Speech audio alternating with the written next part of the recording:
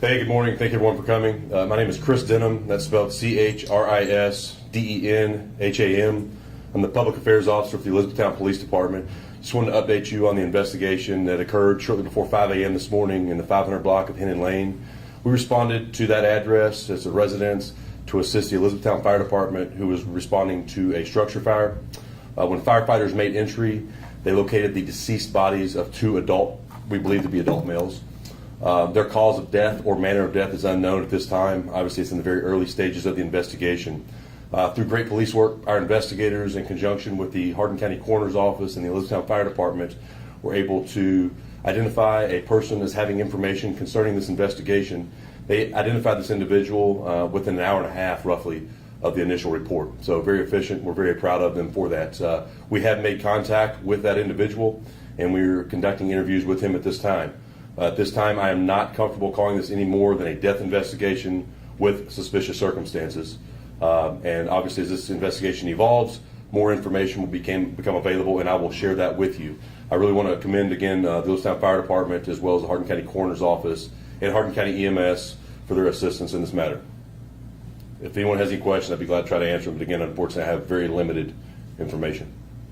Has the man you're interviewing been charged with anything at this point, or is he just in police custody? At this point, he's not even. He's just here with us. He has not been charged. Is he considered a suspect? He is certainly someone who has information. But again, I'm not comfortable calling it a suspect. It's just so early in the investigation. And again, I'm not trying to dance around and play word games. That's not really my game. I think all y'all know me pretty well. But the reality of it is, I don't want to say something that's not true. I know the Facebook detectives are spreading rumors, and they're just that. And anything that comes out of my mouth is going to be credible and factual. What can you tell us about the fire? We noticed that the upper level seemed to have been the area scorched. So the entire structure it's heavily damaged. As far as specifics as to what part, where the fire, the source of the fire, I'm not able to comment on that at this time. We found when we got there a tarp being placed over a window. Have the adults been removed from the structure? Honestly, I don't know. I haven't been to the scene myself, so I don't know. Did the fire damage any of the neighboring homes? It's kind of a congested area. Do you know that? No neighboring homes were impacted. And I want to add that we did immediately, reach out. There's a couple schools within close proximity. I reached out to them directly this morning, first thing, made them aware. But at this point, it's important to say that there is no community threat or threat to any other surrounding neighbors or schools. We do believe we have all information, and anyone who has any involvement with this investigation, we do believe we have them identified and with us at this time. Can you say if the person you're interviewing knew the two people in the house, or what maybe? Unfortunately, I don't have that information. Can you speak to why this is considered suspicious?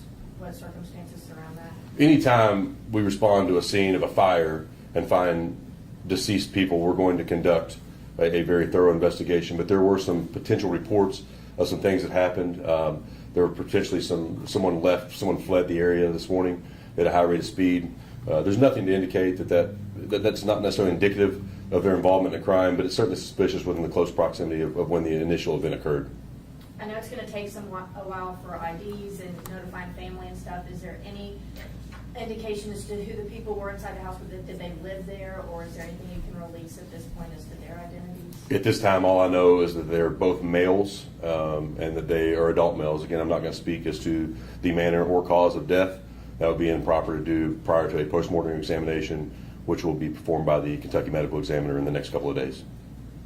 Stage of the fire, like when they got there, was the home engulfed in flames, smoldering? No, it was an involved structure fire. And again, our obviously very astute fire department made entry and did what they need to do and took care of business as they always do. We're very proud of them as well.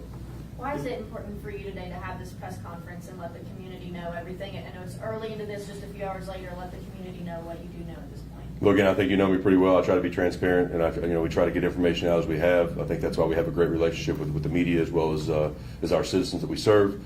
And obviously, it does cause alarm. It's a big cause for alarm when you see emergency vehicles at a scene, and we want to put people's minds at ease as soon as we can do that. And it's important for us to disseminate information, and this is the most efficient way I know to do that. Chris, is there reason to believe that the fire was set to hide something else? It's so early in the investigation, I don't know. Is there a cause for the fire at this point? so early, we don't have that information. Again, that will take place, with our detective's office, as well as the arson investigators in the Elizabethtown Fire Department. And it'll be a lengthy investigation. There's a lot of evidence to identify and recover and send to the state lab for processing.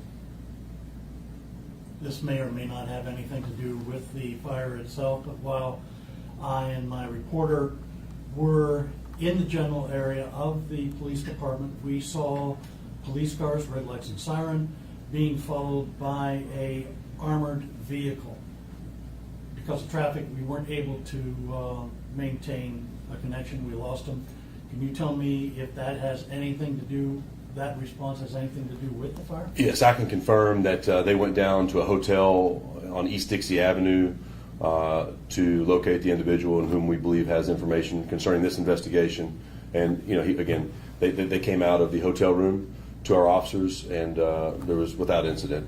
But it was obviously a precautionary measure to do. Anytime we have a critical incident like this, we're going to immediately activate our special response team as well as hostage negotiators. So it's not indicative that we always have a hostage situation when they go out, but it's just it's a safety protocol, not just for us, but also for the citizens and et cetera.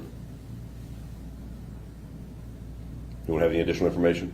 I guess the Or person questions? interviewing will just remain here until you finish questioning them, or will they be here for taking into custody, anything like that? But again, we haven't begun maybe a preliminary conversation they've had with them at the scene, but as of right now, I don't believe the interview process has even begun. So I can't speculate as to what direction that's going to go.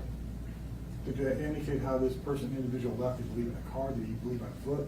He did leave in a vehicle. The person they saw running away, is that same or different person than the one you're interviewing? Again, I don't know. That's just kind of the facts that added to the suspicious nature of this investigation.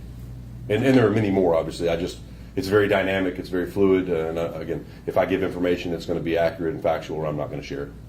What led you to this person that's being questioned? Great police work by our investigators.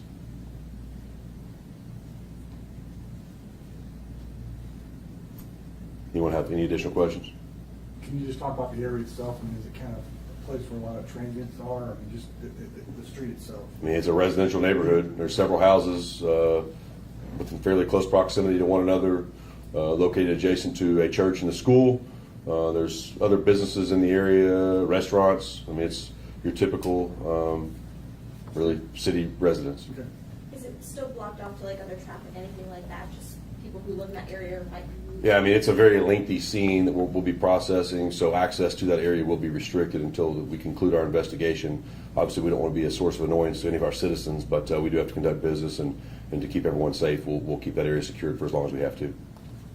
What's the exact house address? It's a 500 block, then I don't even know the exact address. I can get that for you at the conclusion of this.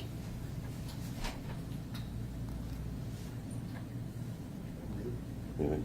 All right, I'll update everyone as we get additional information, okay? Thank you for coming.